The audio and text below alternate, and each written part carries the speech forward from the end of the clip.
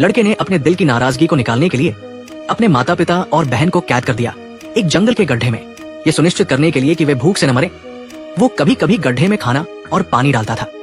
हालांकि गड्ढे में मौजूद तीनों लोग गुस्से से भरे थे, लेकिन वे लड़के के खिलाफ कुछ नहीं कर सकते थे क्योंकि ये गड्ढा को मीटर ऊंचा था और वे इसे खाली हाथ नहीं चढ़ सकते थे। इस तरह वे उस बदबूदार गड्ढे में 6 महीने तक कैद रहे। लड़के के इस तरह के व्यवहार का कारण कुछ दिनों पहले की घटना से शुरू हुआ। उस दिन पीटर ने परीक्षा में 0 अंक प्राप्त किए और शिक्षक ने उसे अकेले छोड़कर अतिरिक्त पढ़ाई करवाई। इससे पीटर के मन में बहुत कड़वाहट भरी।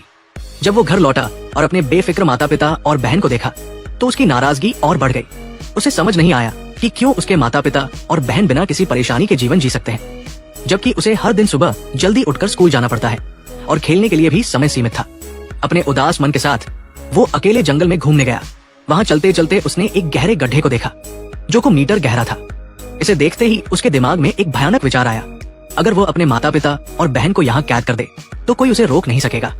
दोपहर के भोजन के समय उसने अपने माता पिता से पूछा कि जंगल में ये गड्ढा कैसे बना।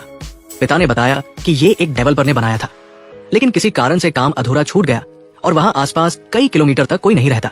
अगर कोई उस गड्ढे में गिर जाए तो उसकी कोई मदद नहीं कर सकता। ये सुनकर पीटर ने अपनी योजना बना ली।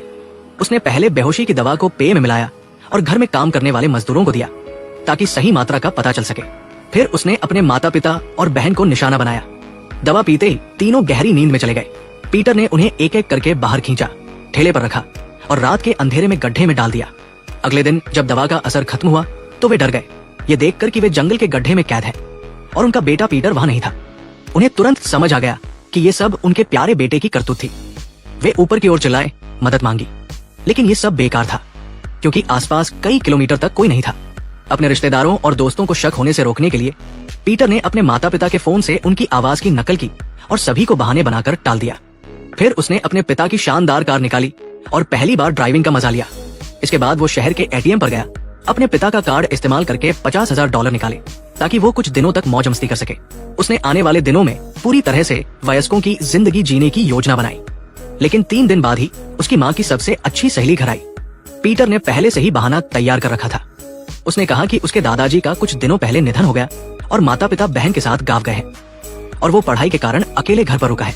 उसने इतने अच्छे से झूठ बोला कि महिला को कोई शक नहीं हुआ। उसे विदा करने के बाद पीटर को गड्ढे में कैद अपने परिवार की याद आई। वो डरते डरते गड्ढे के पास गया। उसके माता पिता ने पूछा कि उसने ऐसा क्यों किया, लेकिन पीटर कुछ नहीं बोला। उसने अपने साथ लाए फ्राइड चिकन को गड्ढे में फेंक दिया और बिना कुछ कहे जंगल से चला गया। घर लौटकर उसने गेमिंग कंसोल अपने कमरे में रखा और बेफिक्र होकर खेलने लगा।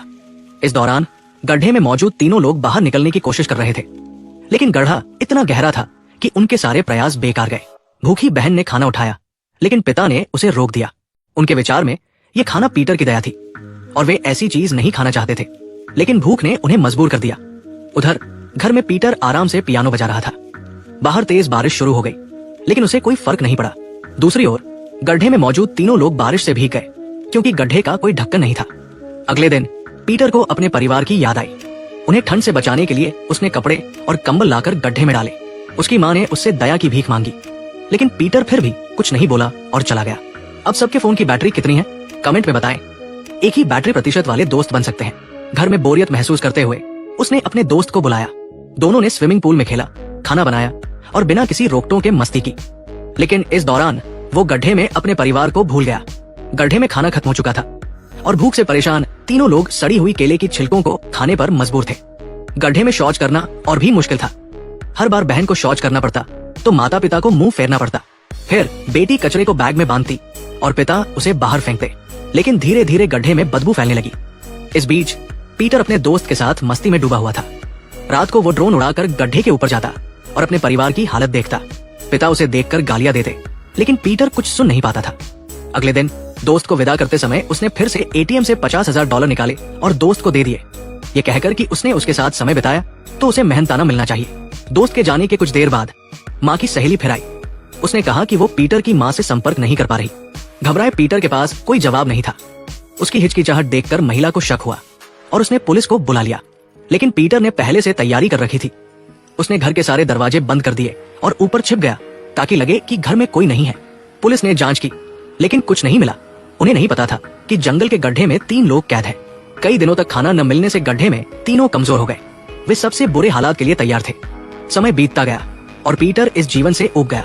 एक दिन उसने सोचा कि वो अपने परिवार के लिए खाना बनाएगा। उसने खाना एक बाल्टी में डाला और गड्ढे में भेज दिया। भूखे तीनों ने बिना सोचे खाना खा लिया। रात को पीटर अकेले विला में सोया और उसे एहसास हुआ कि वयस्कों की दुनिया उतनी मजेदार नहीं है जितनी वो सोचता था। पछतावे में डूबे हुए वो आधी रात को गड्ढे के पास गया। अपने गंदे हाल में पड़े परिवार को देखकर वो परेशान हो गया। अचानक उसे एक विचार आया। उसने एक सीढ़ी लाकर गड्ढे में डाली। सोए हुए माता पिता उसकी आवाज से जागे और सीढ़ी देखकर खुश हो गए।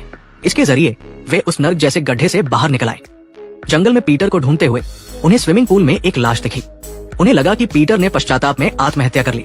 उन्होंने उसे बाहर निकाला, लेकिन ये पीटर की चाल थी ताकि माता पिता का गुस्सा कम हो। अंत में तीनों ने पीटर को कुछ नहीं कहा, ये डरते हुए कि वो फिर कुछ गलत न कर दे। पिता ने एक खुदाई मशीन लाकर उस खतरनाक गड्ढे को भर दिया और कहानी यही खत्म हुई।